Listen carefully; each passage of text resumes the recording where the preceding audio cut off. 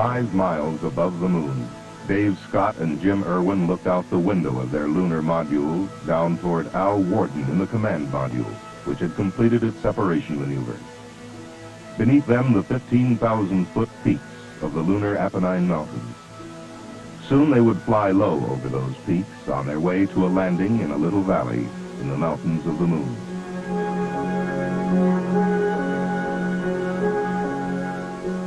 Coming up on pitch over. P64, okay? Band LPD. LPD. Coming right. Out their window, they could see the sinuous meanderings of the lunar canyon known as Hadley Rill, as they brought their lunar module, call sign Falcon, toward its landing, and the beginning of what would be one of the most significant chapters in the history of scientific exploration. 9% fuel. You're 200, minus 11. 150, minus 7. Minus 6. 120 feet, minus 6. Minus 5, 100 feet at 5. 9% fuel. Minus 5. 80 at 5. Minus 3. 60 at 3. 50 at 3. Cross pointers look good. 40 at 3. 33. 25. 2. Dale gets from us 7% fuel. 20 at 1. 15 at 1. Minus 1. Minus 1. 6% fuel. 10 feet, minus 1. 8 feet, minus 1. Contact. Bam. Okay, Houston, the Falcon is on the plane at Hadley. Roger, roger, Falcon. 39.5, we have contact. Houston, the Hadley base here. Tell those geologists in the back room to get ready, because we've really got something for them. Scott and Irwin were located on an undulating plain situated between the Apennines and Hadley Rill, an area selected by the scientists as being one of the most geologically significant sites on the moon. Okay, overhead hatch is open and latched. 2 hours after touchdown, Dave Scott stood up in Falcon's upper hatch to survey their landing area. Oh boy, what have you? I can see Pluton and Icarus. As Scott stood describing the craters and mountains, we on Earth perhaps did not yet realize the scope and extent of the coming mission. Aboard the lunar module was a small dune buggy-like car called the Lunar Roving Vehicle, or just plain Rover. The astronauts would travel miles in collecting samples and placing and conducting experiments. There are no sharp, jagged peaks. There are no large boulders apparent anywhere. They would observe the layering of the lunar terrain, most clearly seen in the formation 14 miles to the south, called Silver Spur. This layering, later to be observed in the mountains and the rill, gives scientists a direct look at the structure of the moon and a deeper insight as to the significance of the collected samples.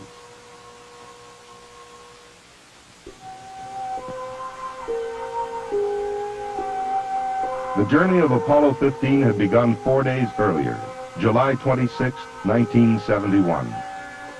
The crew, Dave Scott, spacecraft commander and veteran of Gemini 8 and Apollo 9. Jim Irwin, lunar module pilot, who would explore Hadley Rill and the Apennine front with Scott. Al Warden, command module pilot, who would remain in lunar orbit operating an extensive array of cameras and experiments and making observations which, when coupled with the surface work of Scott and Irwin, would give the most comprehensive picture of the moon's structure and history ever achieved. We have complete clearance to launch. We are go. 15 seconds. Guidance internal. 13, 12, 11, 10, 9, 8. Ignition sequence start. Engines on. 5, 4, 3, 2, 1. All engines running. Launch commit. Liftoff. We have liftoff at 9:34 a.m. Eastern Daylight Time. The tower is clear. And we have a roll program. Roger. Precisely on schedule, 9:34 a.m., Apollo 15 lifted from the pad on its way to the moon.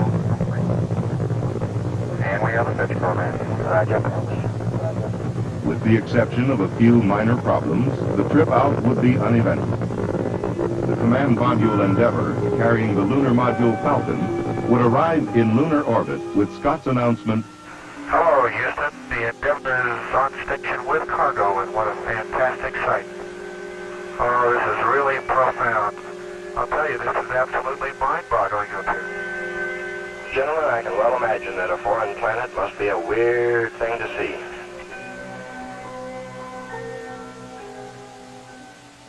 July 31st. After a night's rest, Dave Scott descended into the lunar morning.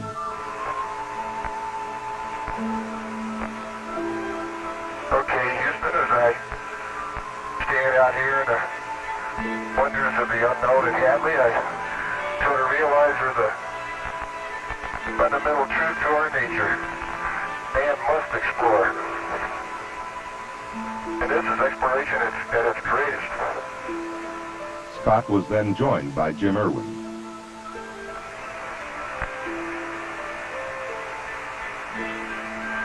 Oh boy, it's beautiful out here. Reminds me of Sun Valley.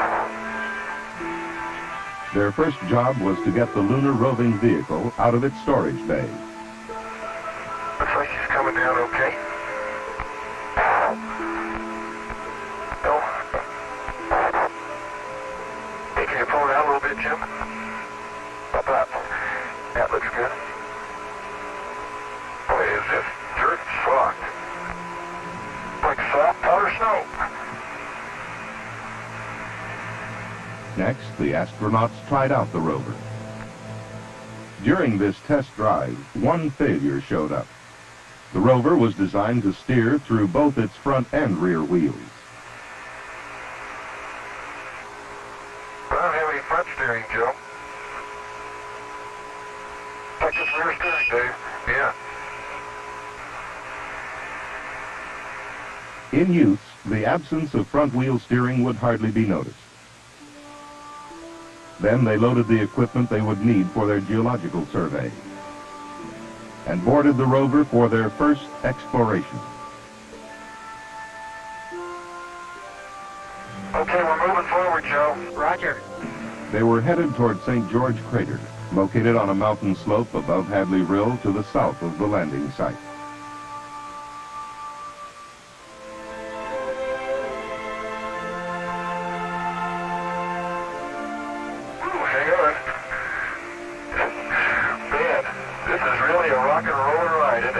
There would be a stop to collect samples at a smaller crater called Elbow, then arrival at the base of St. George, and a look into Hadley Rill. Oh, look at that. Oh, look back there, Jim. Look at that. That is spectacular. This is unreal. The most beautiful thing I've ever seen. Scott then adjusted the television antenna on the rover. A 250,000 miles away, in Houston's Mission Control, a flight controller operated the television camera mounted on the rover. Scientists and engineers on Earth could directly monitor the lunar exploration. And those of us at home, watching on television, felt like the third astronaut on the moon. It looks fairly recent, doesn't it? It sure does. Okay, now we got the fillet, we got the soil, now we need to sample the rock. The astronauts began to collect samples and photograph the area. The samples would consist of rocks picked up with a rake-like device, soil samples, selected rocks, and chips taken from boulders.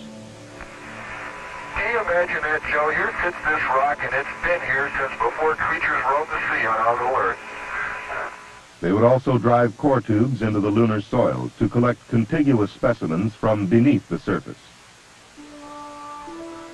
But now it was time to return to the lunar module, not to end this first work period on the lunar surface, but to begin another phase. I can't believe we came over those mountains. We did. It's just a beautiful little valley. Yeah, those are pretty big mountains to fly over, aren't they?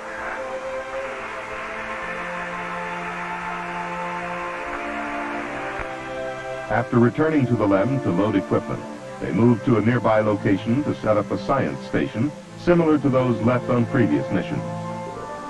With the establishment of these experiments, a network of scientific stations was achieved which would allow triangulation of events and give us the ability to locate precisely the origin of lunar events.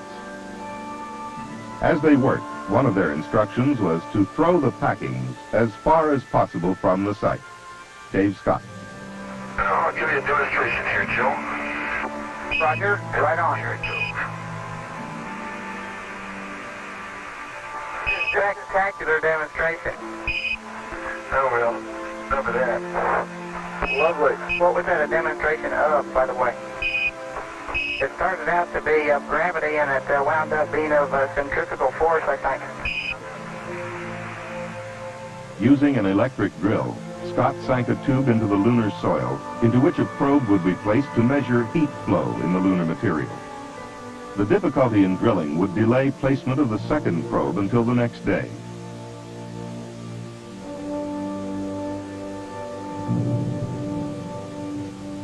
The science station was then activated, and Scott and Irwin closed Falcon's hatch on EVA number 1.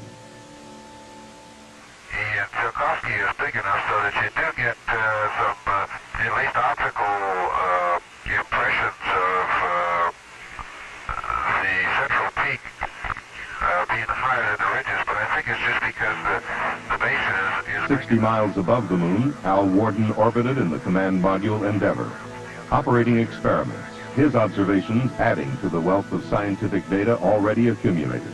Okay, I'm looking right down on Electro now, and a very interesting thing. It looks like a whole field of small cinder cones down here. The detection of cinder cones, clearly of volcanic origin, helped solve another element of the controversy about how much of the moon was formed by volcanoes and how much by meteoroid impact. Warden was operating a series of experiments in the scientific instrument module. These included a mapping camera to shoot lunar features and simultaneously the star field for accurate location of these features, a panoramic camera, a laser altimeter for accurate topographical mapping, and a series of experiments to analyze the chemical makeup of the lunar crust. In the estimation of a number of scientists, this orbital research station would provide the most important information collected during the mission. Okay, down the ladder to the plains of Hadley. August 1st, Scott and Irwin prepared for their second day on the moon. And as Scott checked the inoperative forward steering of the rover, You know what I bet you did last night, Joe? You let some of those Marshall guys come up here and fix it, didn't you? It worked, Dave? Yes, sir. It's working, my friend. Beautiful. their destination was the base of the Apennine Front. Here they hoped to find some of the basic substance of the lunar highland. As we drive outside here, I can see Mount Hadley, and the linear patterns in it are really remarkable. Then they began the physical sampling of the Apennine Front, stopping at 4 craters in their traverse. Oh boy. It's a nice little crater in it, it sure is. Okay, Jimmy, let's go to work. Roger. Look at that. Almost see twinning in there. Guess what we just found? I think we found what we came for. Crystal rock, huh? Yes, sir. You better believe it. To the untrained eye, it looked like just another rock. But its large crystals, formed in pairs called twinning, showed it to be a section of primal lunar crust, formed during the earliest history of the solar system, not obliterated by billions of years of impacts and lava flows. It was a key to many mysteries. Was the early lunar crust molten? Why differences in color and density between the highlands and lowlands? Nicknamed the Genesis Rock, it stands as a major clue in unraveling the formative processes of the moon, the earth, and the planets. Make this bag number 196 a special bag. Yes, sir. Joe, this crater is a gold mine. And there might be diamonds in the next one. Yeah, babe. Then we saw another practical use of television in lunar exploration. And Dave, you're going to want to cinch up Jim's collection bag probably before you go much longer. It's coming very loose there. Okay. Let me do it right now, Joe, so we don't forget it.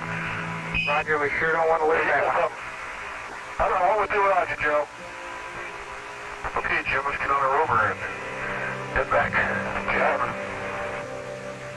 It's nice to sit down, isn't it? Oh, it is. Okay, we're on our track. Roger. And follow on home. There's sure a lot of neat rocks in Dune. Too bad we can't spend some more time. On your next trip. Yeah, next trip, you're right. Making me seasick. What do you expect traveling on the Mare? They returned to the science station where Scott once more manned the drill to place the second heat flow probe and later to get a deep core sample. The difficulty in drilling was shown by Scott's hands, which would carry bruised fingernails from his efforts for several weeks after the mission. Okay, Dave, take heart. You've got just 1 minute of drilling left. Okay, we made a little money, didn't we? And over 5th. It was time to get back into the LEM and end EVA-2. The drill and attached sections were left in the ground for removal during the next day's traverse. On Earth, scientists pored over data from the television, from the astronauts' descriptions, and from the orbiting experiments. The 1,400 photographs the crew would return would themselves constitute a major scientific legacy. Lunar exploration was achieving a new maturity. We are now exploring to test new hypotheses, and the pieces were fitting together. One scientist, when asked why he didn't sit down and rest after an around-the-clock session, replied, "I can't. I'm too excited." Oh, it's nice to be outside where you can stretch a little bit. Okay. That's the site. Yeah, I'll meet you up there.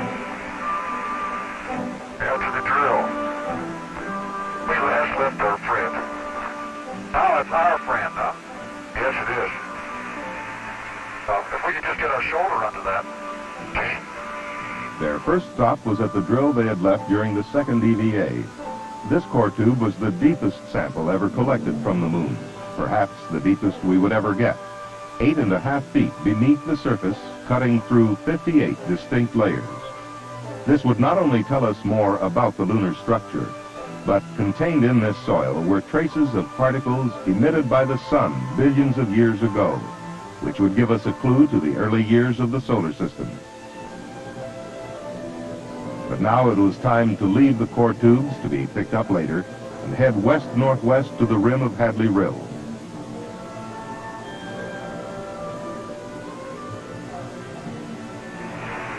And look at that rill.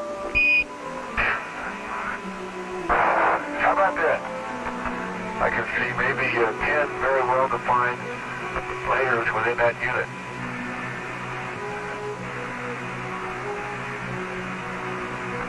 Hang on.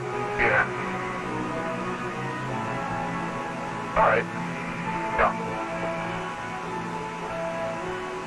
Very soft there. Right. Stuffed over that rock.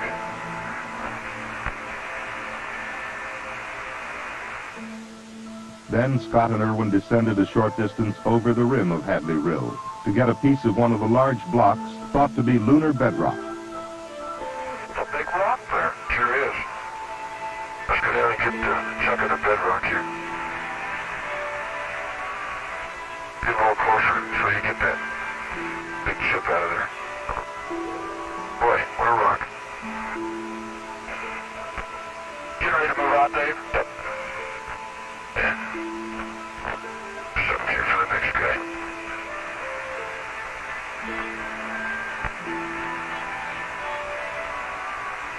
Okay, hop on and we'll start with it here. They buckled their seat belts for the ride back to the lunar module. Oh, what a big mountain that Hadley is. Yeah, it's beautiful. Sun is really fierce. day, Jim, when they're all sunlit. Isn't that beautiful? It really is. My golly, that's just super. You know, unreal. Hey, I'm reminded of a favorite biblical passage from Psalms. I look unto the hills from whence cometh my help. And of course, we get quite a bit from Houston, too. After a stop to pick up the core samples, they returned to the LEM to close out their final traverse. But first, Scott would make history, canceling a stamp on an interplanetary envelope. I'm very proud to have the opportunity here to play postman. What could be a better place to cancel the stamp than right here at Hadley-Rill? Then a demonstration of a classic experiment. Well, in my left hand I have a feather. In my right hand a hammer. And I guess one of the reasons we got here today was because of a gentleman named Galileo a long time ago who made a rather significant discovery about falling objects in gravity fields. And we thought that where would be a better place to confirm his findings than on the moon. And so we thought we'd try it here for you. The feather happens to be appropriately a falcon feather for our falcon. And I'll drop the two of them here, and hopefully they'll hit the ground at the same time. How about that? Mr. Galileo was correct in his findings.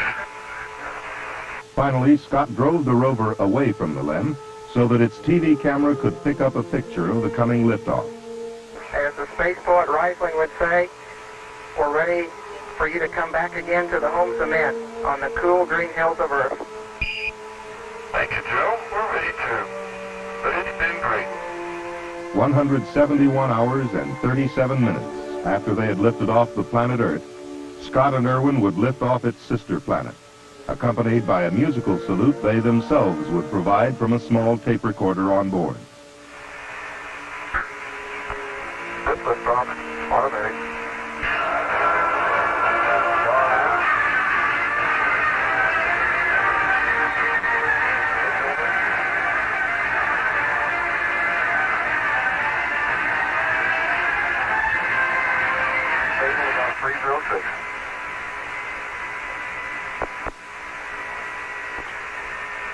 Hey, good smooth ride, isn't it? Almost sounds like the wind wrestling, doesn't it? Oh, what a view of the rail, huh? Older tracks coming down the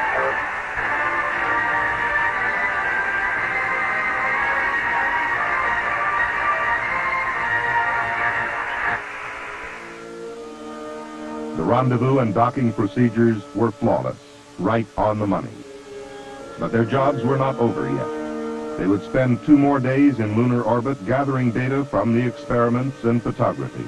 1 more day around the moon than any preceding mission. On August 4th, they prepared to come home. But even on their last orbit of the moon, they had another experiment. 3, 2, 1, launch. A very pretty satellite out there. They placed in orbit a sub-satellite, the first ever launched by a manned spacecraft. It was designed to circle the moon for a year, measuring variations in lunar gravity, the strength and direction of interplanetary and Earth magnetic fields, and the flow of charged particles in space. Tracking stations have acquired the satellite. Oh, very good. Then the burn to bring them back to Earth. But their jobs were far from over. 172,000 miles from Earth, Al Worden left the spacecraft to retrieve the 8,000 feet of film contained in the cassettes of the experiment bay cameras. Later, they would turn their X-ray spectrometer toward the newly discovered X-ray pulsars, those mysterious black holes in space. At the same time, in accord with the previous plan, an Earth-based Soviet observatory scanned the same areas visually to help derive a model consistent with both sets of observations. During the trip home, the X-ray spectrometer would observe 7 X-ray sources and gather 50 hours of galactic data.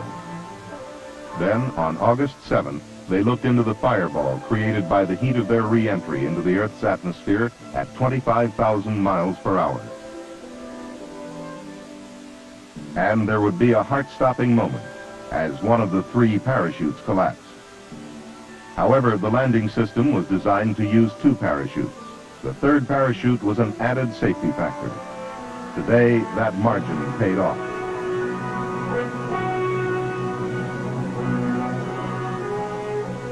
The success of Apollo 15 had been spectacular. The scientific results have been almost unbelievable. In the words of one scientist, a 5-for-1 mission. Yet while we rejoice in our success, we cannot afford to forget the sometimes painful efforts that gave us these achievements. Spacecraft Commander Dave Scott. I think many people have contributed to this pinnacle we've reached. Some have contributed more than others, and we know of 14 individuals who contributed all they had. And because of that, well, we left a small memorial on the moon. About 20 feet north of Rover 1, in a small subtle crater, there's a simple plaque with 14 names. And those are the names in alphabetical order of all the astronauts and cosmonauts who have died in the pursuit of exploration of space. Near it is a small figure representing a fallen astronaut. We went to the moon as trained observers in order to gather data not only with our instruments on board, but with our minds. And I'd like to quote a statement from Plutarch, which I think expresses our feelings since we've come back. The mind is not a vessel to be filled, but a fire to be lighted. Thank you. Thank you. Thank you.